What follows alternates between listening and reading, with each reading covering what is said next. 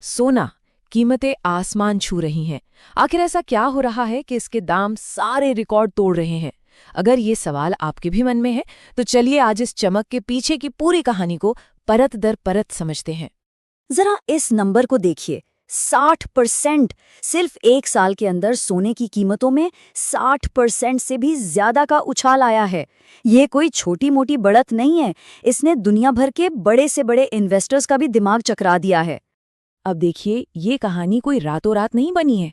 अगर हम पिछले कुछ सालों पर नजर डालें, तो कीमतें धीरे धीरे ऊपर जा ही रही थीं।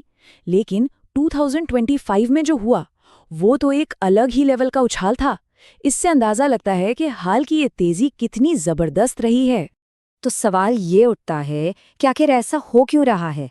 मतलब पूरी दुनिया अचानक सोना खरीदने के लिए क्यों दौड़ पड़ी है? वैसे तो इसके पीछे 4 सबसे बड़े ग्लोबल कारण बताए जाते हैं। चलिए एक एक करके इन्हें समझते हैं। सबसे पहली वजह है कि दुनिया भर के सेंट्रल बैंक, मतलब देशों के सबसे बड़े बैंक, खुद सोना खरीद कर जमा कर रहे हैं। दूसरा, जब इंटरेस्ट रेट कम होते हैं, तो लोगों को बैंक में पैसा रखने से ज्यादा सोने में इन्वेस्ट करना फायदेमंद लगता है। तीसरा कारण है दुनिया भर में बढ़ता तनाव। जब भी कहीं लड़ाई या अनिश्चितता का माहौल होता है, लोग सोने को सबसे सेफ मानते हैं। और चौथा, भारत और चीन जैसे देशों में जब त्योहारों या शादियों का सीजन आता है, तो सोने की डिमांड वैसे ही बढ़ जाती है, जिससे कीमतें और ऊपर चली जाती हैं। अच्छा, तो ये तो हो गए वो कारण जो पूरे दुनिया पर लागू होते हैं। लेकिन क्या कहानी बस इतनी ही है, या इसमें कोई और भी पेच है? कोई ऐसी चीज जो खास तौर पर भारत में सोने की कीमत पर असर डाल रही हो? जी हाँ, एक बहुत बड़ा लोकल फैक्टर भी है, और वो है हमारा अपना भारतीय रुपया। हमारी करेंसी की मजबूती या कमजोरी ये तय करने में बहुत बड़ा रोल निभाती है कि हमारी जेब से सोने के लिए कितना पैसा जाएगा। देखिए, हिसाब बड़ा सीधा है। सोना इंटरनेशनल मार्केट में डॉलर में बिकता है, लेकिन हम और आप उसे रुपए में खरीदते हैं। तो अगर डॉलर के मुकाबले रुपया कमजोर होता है, तो हमें उसी 1 ग्राम सोने के लिए पहले से ज्यादा रुपए देने पड़ते हैं। और हाल के दिनों में रुपया अपने सबसे निचले स्तर के आसपास रहा है, जिसका सीधा असर सोने की बढ़ती कीमतों पर हुआ है। लेकिन रुकिए, ग्लोबल कारण हो गए, रुपया का असर भी समझ लिया, पर असली कहानी तो अब शुरू होती है। एक ऐसी कहानी जो इन सब के पीछे छिपी है, और ये 100 साल से भी ज्यादा पुरानी है। ये वो कहानी है जो तय करती आई है कि सोने का असली दाम होगा क्या। इस कहानी का नाम है लंदन गोल्ड फिक्स। शायद ये नाम आपने पहले नहीं सुना होगा, और यही तो मजे की बात है।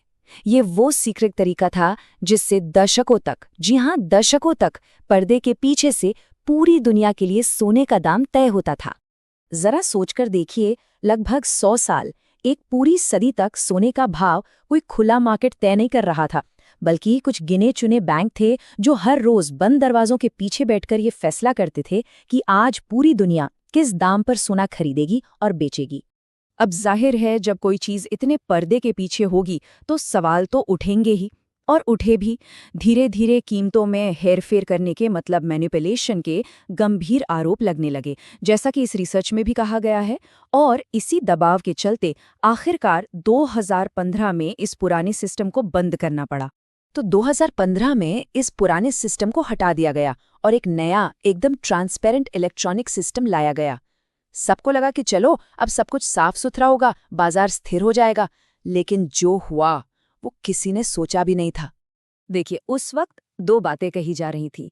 एक तरफ कुछ लोगों का मानना था कि ज्यादा पारदर्शिता आएगी तो हेरफेर रुकेगा और कीमतें स्थिर हो जाएंगी, मतलब उनमें उतार चढ़ाव कम होगा।